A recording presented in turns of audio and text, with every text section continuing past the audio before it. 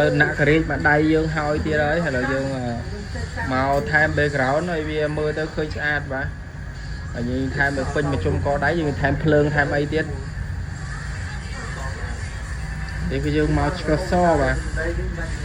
ដល់រុងនេះដែរក៏យើងសាក់តែ3ដងទេ3ដងគឺហើយមួយដៃ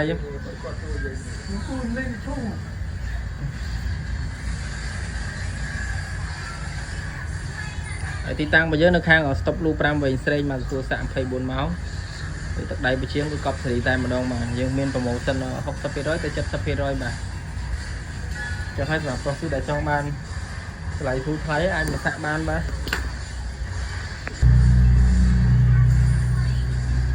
នេះបន្ទាប់ពីយើងស្កសហើយបាទគឺញាក់សាច់តែម្ដងវល់ដៃទីមកវល់ក៏ដៃទីមកអូខេមកវិញទៀតវល់ខ្លួនណាអូខេ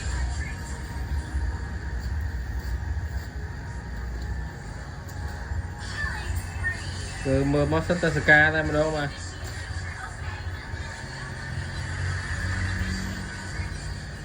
ខ្ញុំលោកដល់ពេលគាត់ស្គាល់គ្នាយើងត្រូវ